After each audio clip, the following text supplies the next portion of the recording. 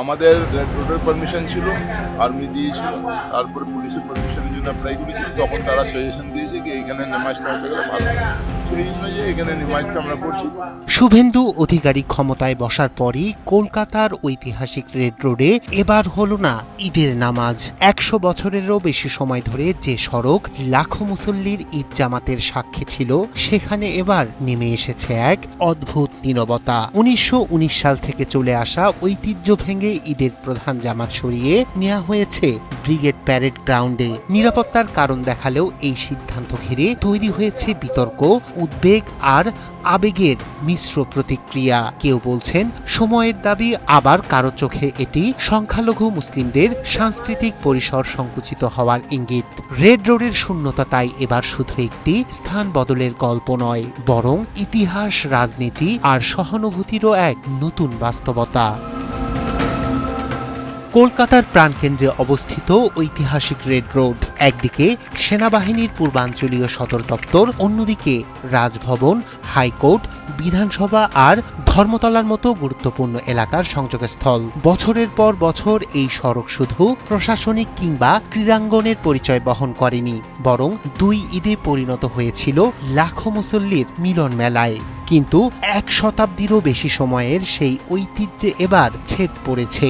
এবারের ঈদুল আজহার নামাজ আর হয়নি রেড রোডে, পরিবর্তে প্রায় ৫০০ মিটার দূরের ব্রিগেড প্যারেড গ্রাউন্ডে আয়োজন করা হয়েছে ঈদের প্রধান জামাত। আর এই সিদ্ধান্ত ঘিরে তৈরি হয়েছে নানা আলোচনা, বিতর্ক আর মিশ্র প্রতিক্রিয়া। খেলাফত কমিটির আয়োজনে অনুষ্ঠিত রেড রোডের ঈদ জামাতকে দীর্ঘদিন ধরেই ভারতের অন্যতম বৃহৎ ঈদ জামাত হিসেবে দেখা হতো।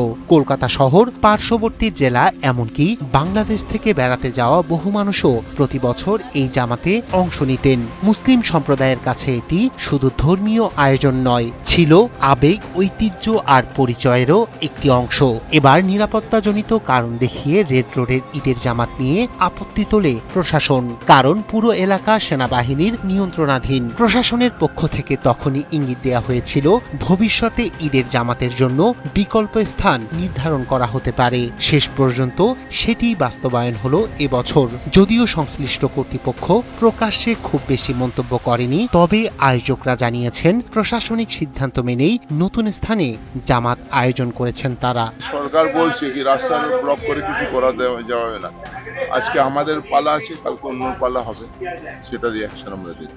ইতিহাস বলছে ১৯১৯ সাল থেকে রেড রোডে নিয়মিত ঈদের নামাজ আদায় করে আসছিলেন মুসলিমরা। ফলে ১ শতাব্দীরও বেশি পুরনো এই ধারাবাহিকতা বন্ধ হওয়াকে ঐতিহ্যের ক্ষতি হিসেবে দেখছেন অনেকেই। স্থানীয় মুসলিম সম্প্রদায়ের একাংশের দাবি, সাম্প্রতিক সময়ে রাজ্য সরকারের বিভিন্ন সিদ্ধান্তে সংখ্যালঘুদের মধ্যে উদ্বেগ বাড়ছে।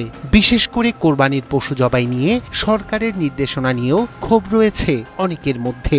বহু মানুষের কাছে রেড রোডের ঈদ জামাত ছিল এক বিশেষ অভিজ্ঞতা, যা কেবল ধর্মীয় অনুষ্ঠান নয়, বরং কলকাতার বহু সাংস্কৃতিক ঐতিহ্যেরও প্রতীক। ১ শতকের পুরনো সেই ইতিহাসে এবার নতুন অধ্যায় যুক্ত হলো। কিন্তু এই পরিবর্তন সাময়িক নাকি স্থায়ী, তা নিয়ে বাড়ছে জল্পনা।